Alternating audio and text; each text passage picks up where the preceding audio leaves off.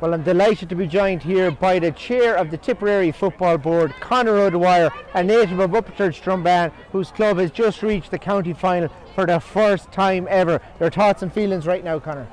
Yeah, it's an emotional time for me, honest with you, Stephen. You know, this is our first ever senior county final. Well, you know, if you'd have to go right back to 1894 when Strumban won the senior hurling. That's 128 years ago. So, you know, little did we think maybe we'd end up in the senior football final before senior hurling, but maybe this time next week it might be in both, you know, and that's not thinking too far ahead. But yeah, it's amazing, you know. You don't get normally this crowd on the field after a semi-final, but yeah, it's a big day for everybody and a big day for all that group of players.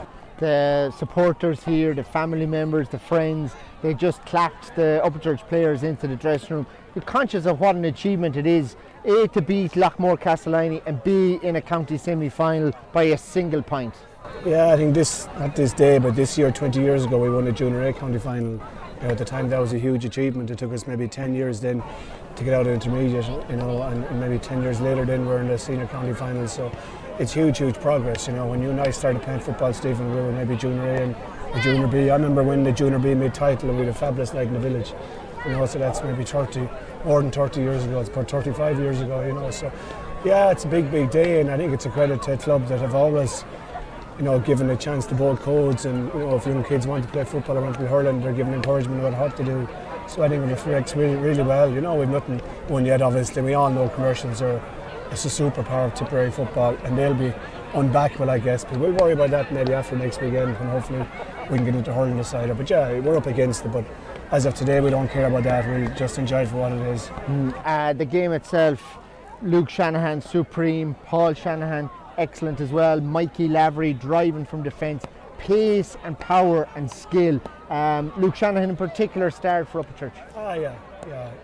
Yeah, Luke Shanahan's a superb footballer, you know, but someone said to me a few minutes ago, maybe it was you, Stephen, that, you know, we had 6 scorers on the pitch. You know, there was talk going around the county a few months ago that we relied on 1 or 2 players to score, you know, and every team has 1 or 2 standout players and standout scorers, but I think there's talent all over this pitch actually. And I do think maybe what has helped us, not a lot more of the same in fairness, but our decision making and the maturity, and guys not trying to do too much or do the impossible, and Loughmore being the masters of that over the last 20 years. Their decision making has been superb. I think we're starting to get to that stage now.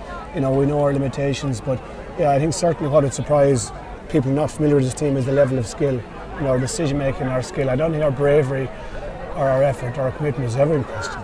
You know, but maybe before we just weren't getting enough football. And these guys have played 3 or 4 big games now in the last 2 or 3 months, and I think as well it's given everything a lift. It's given the hurling a lift. We said when we beat Brackens in football, that may give us a lift for the hurling game against Brackens. I think it did that. So hopefully now this will give us a lift for next week. And as I say, come what may, we're after having a brilliant year. Yeah, and Conor, just thinking back on those wins years ago, the junior win, the intermediate win, you always said lads maybe if they were knocked out of the hurling they'd still have 2 months training in the field playing football under lights. I can remember Packy Ryan, Dury, Lord of Mercy on him, pulling up the car with the lights on so people could train.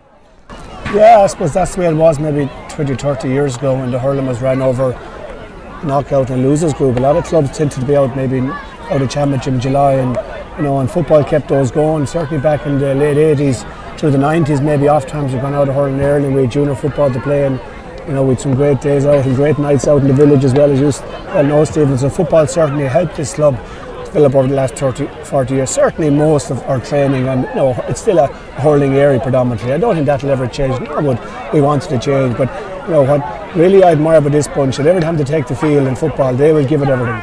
They may not, you know, train for it, you know, might train maybe 10 or 15 times in the year, you know, in the week leading up to big game now they train for football. But anytime they've taken the field since they're up senior, no matter what game they had on 3 or 4 days later, they'd all play, they all wanted to play, they're all disappointed if they didn't get to play, and they would burst themselves in the field, and that's really all you can ask for. When you have that honesty, you have a chance.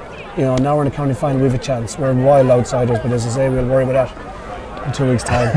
Certainly won't worry about it tonight anyway, Stephen. Conor O'Dwyer, thanks for watching.